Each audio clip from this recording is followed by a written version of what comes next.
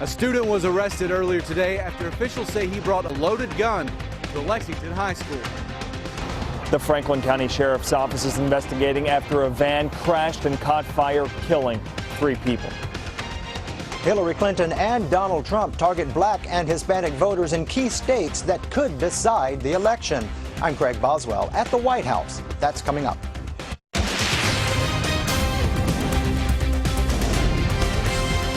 This is WKYT News at 5. A Tates Creek High School student is in jail after police say he brought a loaded gun to school. Police arrested 18-year-old Lamar Sanford after a teacher noticed he was agitated in class and a school security officer saw the gun. WKYT's Victor Puente talked to the principal and has more in our top story at 5. The principal here at Tates Creek High School credits school law enforcement for bringing this to a peaceful resolution. Now that student is facing multiple charges. Principal Sam Mukes says it was a school law enforcement officer who discovered the gun.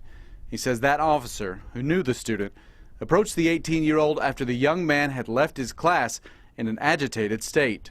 And just talking to him and walking in the hall, he saw it in the hood, in the pocket of his hoodie. So that's how the gun was discovered. He says that officer placed him under arrest, and they sent an email to parents notifying them. Students say rumors began spreading about the gun. Like, why? You know, was he being bullied? I thought Tates Creek was a safe environment to be in. The school isn't identifying the student, but according to the Fayette County Detention Center, 18-year-old Lamar Daquan Sanford was arrested by school police at Tates Creek High School. Sanford is charged with resisting arrest, carrying a concealed deadly weapon, and unlawful possession of a weapon on school property. Mukes says he spoke to the student and asked what his intentions with the gun were. He says the teen said he got the gun this morning on his way to school because of issues in his neighborhood. I need to know, as the principal of this school, was there an intended target in the building, just so that we can address that. And the student, I spoke directly with the student. He said no, never was. He was not mad with anyone at school.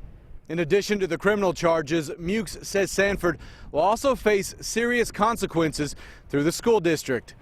In Lexington, Victor Puente, WKYT.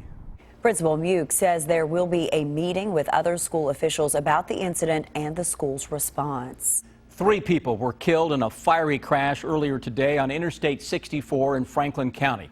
The sheriff says a van blew a tire, causing the driver to lose control, and that's when the van went down an embankment and caught fire. As Sean Moody reports, 3 people died, and the driver was taken to the hospital with non-life-threatening injuries. The Franklin County Sheriff believes a combination of speed and that tire blowout led to the crash. It happened just a few miles down the road here on Interstate 64. The crash happened right around 6:45 Wednesday morning near the 49-mile marker westbound. Right now it appears that the vehicle had a tire blowout and they lost control of the vehicle, went down in the median and struck a tree. Franklin County Sheriff Pat Melton said the van caught fire. It was engulfed by the time first responders got there. They were able to get that driver out alive, but the other 3 people inside died. They moved the van out to a state lab to remove their bodies. Obviously, this is not the best place to be able to do that in the middle of the interstate. We can take them to the Crown Lab there and have a secure place to do that for the coroner and his staff to be able to work to get these bodies out and do it with dignity. The crash tied up 64 in both directions for hours. Melton said this was a work van and it was full of contracting equipment like carpet. Their accident reconstruction team is still looking into the circumstances surrounding the crash. A preliminary investigation reveals that speed and the tire blowing out are both factors and contributing factors to this collision. The Franklin County coroner is still working to notify the families of those 3 people. In Frankfort, Sean Moody, WKYT. And there's no word yet on where exactly that van was coming from. It was a frightening morning for employees and customers of a Lexington McDonald's restaurant after a manager was attacked. According to witnesses, a man came into the McDonald's on South Limestone around 8 this morning with his pants sagging to the point that he was exposing himself. They say the manager asked the man to leave 3 times, which he eventually did, but that's when things took a turn for the worse. The gentleman left, then he walked back in and he struck the manager. We thought he cut him, and then he went running off. Several customers chased after the man, as well as 2 construction workers nearby. One of them took the man down and held him until sheriff's deputies got there. The manager of the McDonald's was treated for minor injuries. He is expected to be okay. A Louisville Metro police officer who was killed by an accused drunk driver in Lexington was laid to rest today. Police officers and hundreds of other mourners gathered at St. Michael Catholic Church in Louisville to remember Detective Jason Schweitzer. Dozens of Louisville Metro police cars escorted the hearse as it arrived at the church this morning. Investigators say that Detective Schweitzer and UK employee Timothy Moore were hit and killed early Saturday morning by a car driven by Suzanne Whitlow. Moore's funeral is set for tomorrow in Cincinnati. Police have charged Whitlow with manslaughter and DUI. It was another day of record high temperatures as the temperature was in the low 80s for the second day in a row. But don't get too used to it. WKYT Chief Meteorologist Chris Bailey is tracking the return of the real fall weather we're supposed to be having. That's right. This is summer that is kind of a little misplaced right now. Fall, a little confused. We're going to get it together, though, over the next couple of days and at least get it back to normal-ish. Live look outside. We continue to see some clouds that are filtering in. Hamburg Pavilion, Winchester Road out in front of us. And you've got that summertime feel again with temperatures closing in on 80 into parts of the Bluegrass region. A lot of upper 70s to low 80s again this afternoon. And we're going to continue to see clouds slowly increasing. Defender radar network even west of Interstate 65 with a couple of raindrops showing up not too far away from Owensboro. Most of that's not getting to the ground. Not really concerned about that for any outdoor plans this evening. Stronger thunderstorms, though, north of the St. Louis area heading toward Chi-Town. That's an area of low pressure with a cold front that will zip its way across the Bluegrass State into the day tomorrow, replacing the warm air with a seasonal chill that will settle into town to begin the upcoming weekend. But overall, that front is not terribly impressive in terms of the cooler air behind it. What about the shower chances? Well, your future radar this evening does try to spit out a sprinkle into northern Kentucky, maybe a drop or two far southeastern corner of the state. Not really concerned about anything through tonight. It is once we get into the middle of the day tomorrow that we could see a shower or two coming your way. Guys, we'll focus on an hour-by-hour forecast that expands it out all the way through the upcoming weekend.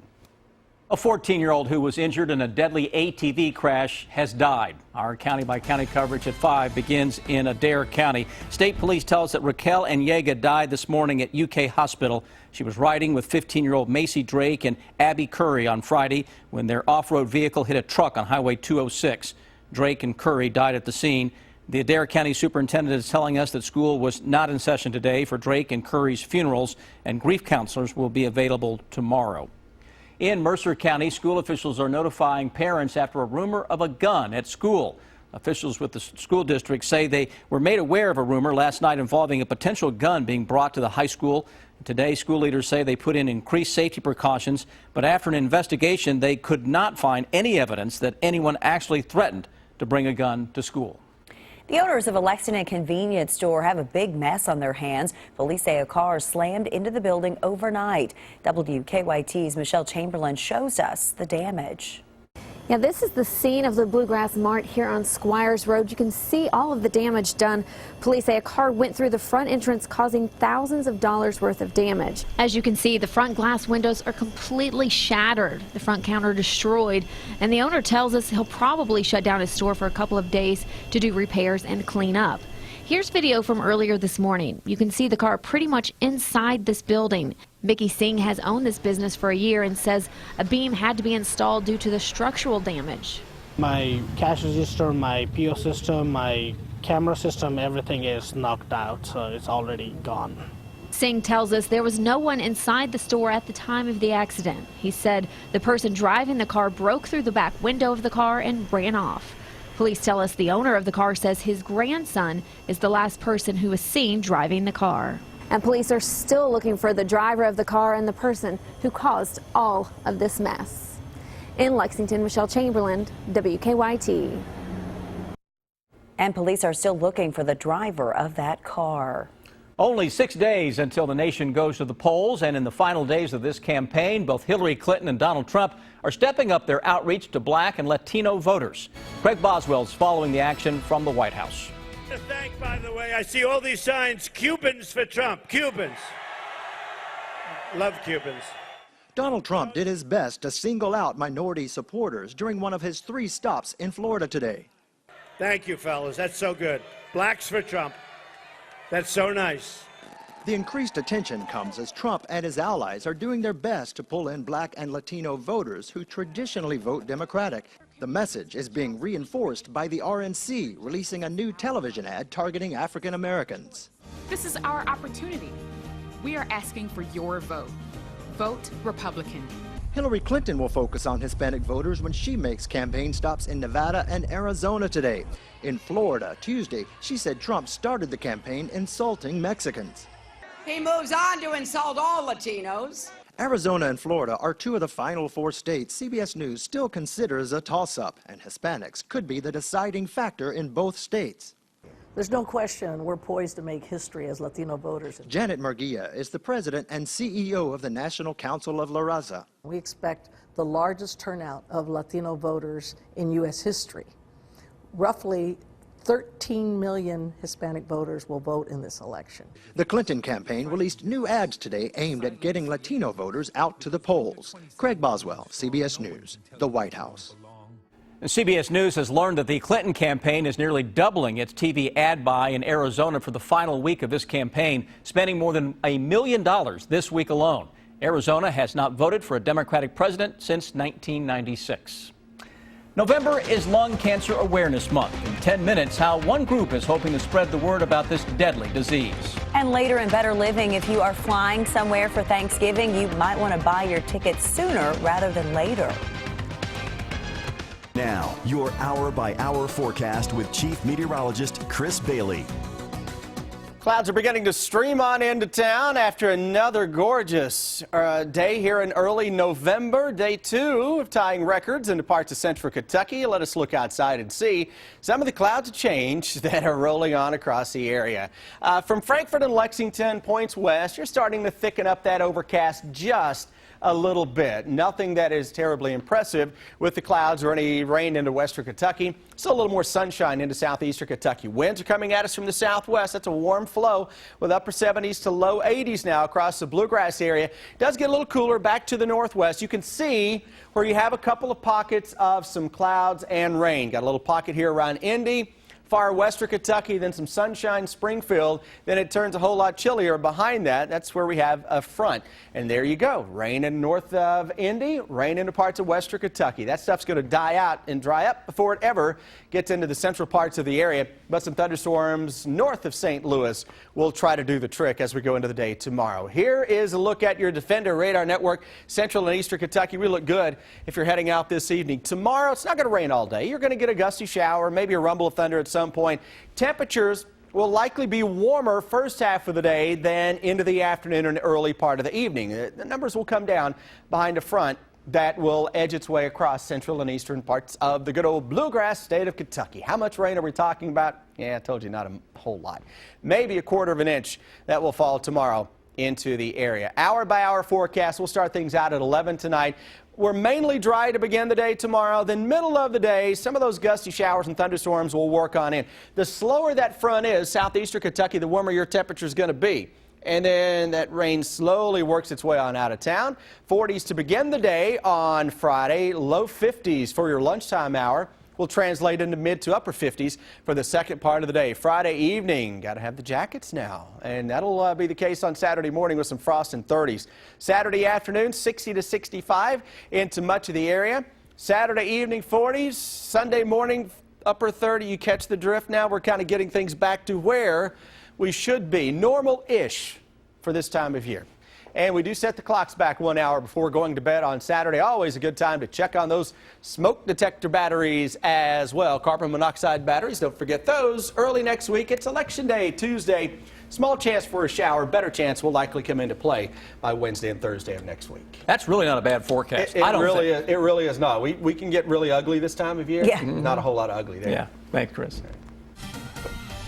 Some of the vehicle fire, I-64 eastbound. This is between Winchester and Mount Sterling. The fire's out. We're still paying for it with about 2 miles worth of delay because the left lane was blocked for so long. No delays on the circle right now. We're good to go on our drive times with no surprises. Now back to you in the studio. There are more and more people in Kentucky being diagnosed with lung cancer every day. Coming up next, how one group is trying to change that statistic. November is Lung Cancer Awareness Month. It is a nasty disease that has its grip on Kentucky. In fact, the Bluegrass leads the country in cases of lung cancer. Last year, my family began its cancer journey with this largely undiscussed disease. Tonight, how one group is hoping an upcoming event this Sunday will help spread the word about lung cancer. In 2015, my dad became a statistic. A simple cough led us down the road of a lung cancer diagnosis. My father, Gary Philpott, had chemo and targeted radiation, and to date, he is classified as having no active cancer.